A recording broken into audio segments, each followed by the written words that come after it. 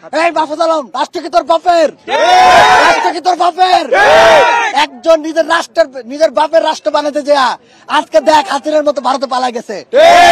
তোদেরকেও তোরা যদি তোর বক্তব্য যদি এইভাবে প্রত্যাহার না করিস, তোদেরকেও বাংলাদেশ ছাড়া করতে আমরা পিছপা হব। মাহফুজ আলম সাহেব, মিডিয়ার মাধ্যমে আপনাকে হুঁশিয়ার করে বলতেছি, আপনি আপনার বক্তব্য প্রত্যাহার করবেন।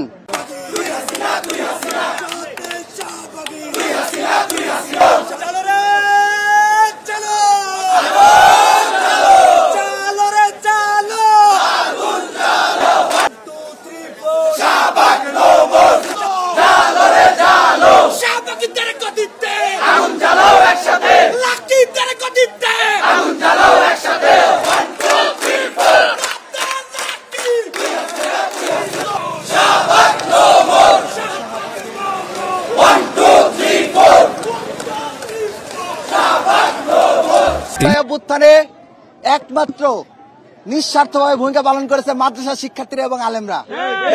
আপনারা দেখেছেন আমাদের প্রাইভেট বিশ্ববিদ্যালয়ের শিক্ষার্থীরা অনেকটাই নিঃস্বার্থ, তবে তারাও বিসিএস দেন বা বিভিন্ন চাকরির পরীক্ষা দেন, অংশগ্রহণ করেন। কিন্তু আমাদের মাদ্রাসার কওমি মাদ্রাসার শিক্ষার্থীরা আলেমরা তারা কিন্তু কোনো সরকারি চাকরিতে অংশগ্রহণ করে না, তারা কিন্তু পরীক্ষা দেয় না, তাদের কিন্তু কোটার প্রয়োজনীয়তা ছিল না।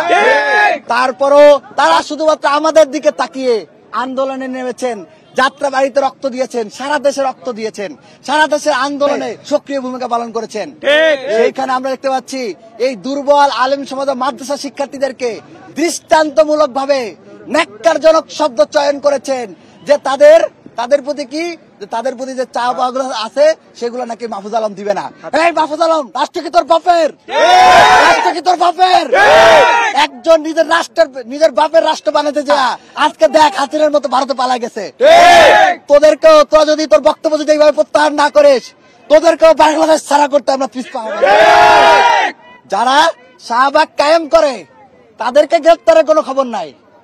যারা গুলি চালাইছে, যেসব আওয়ামী সন্ত্রাসীরা আওয়ামী লীগকে, এই মাহফুজ আলম বলছে সে পুনর্বাসন করবে, বক্তব্য আছে, ভিডিও আছে, তারা বলে আওয়ামী লীগকে তারা পুনর্বাসন করবে, প্রকাশ্যে ঘোষণা দিয়ে বলে।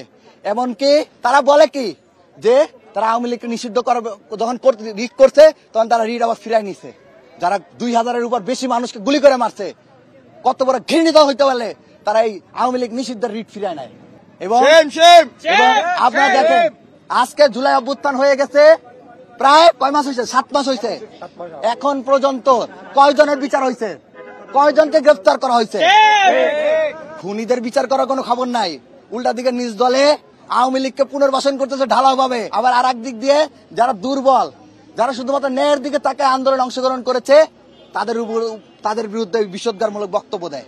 আপনার বক্তব্য প্রত্যাহার করেন।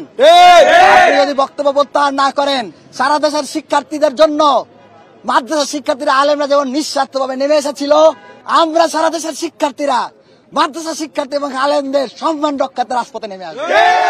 এবং দেখেন কত বড় নির্লজ্জ হইতে পারে এরা। কি করতেছে? একদিকে যারা জুলাই অভ্যুত্থানে সক্রিয়ভাবে অংশগ্রহণ করছে, রক্ত দিচ্ছে, জীবন দিচ্ছে, শহীদ হয়েছে, তাদের বিরুদ্ধে যেমন কথা কইছে, তাদের বিরুদ্ধে যেমন বলতেছে তাদের অধিকার দিবে না, আবার আর একদিক দিয়ে কি করতেছে? শাহবাগীদেরকে পুনর্বাসন করতেছে, করতেছে, তাদের দিকে তারা সিম্পাথি দেখাচ্ছে, সহানুভূতিশীল দেখাচ্ছে। এবং আজকে যে হামলা হয়েছে, আজকে হামলা কি এটা প্রথম? 5 আগস্টের পরে এই শাহবাগ পন্থীরা, এই লাল সন্ত্রাসীরা বারবার পুলিশের উপর হামলা করছে না?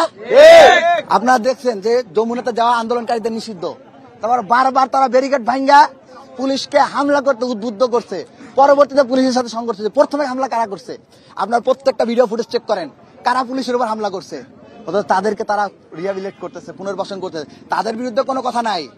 যারা দুর্বল তাদেরকে ঘায়েল করার যত চেষ্টা, কিন্তু এই শাহবাগী শক্তির বিরুদ্ধে তাদের কোনো কথা নাই।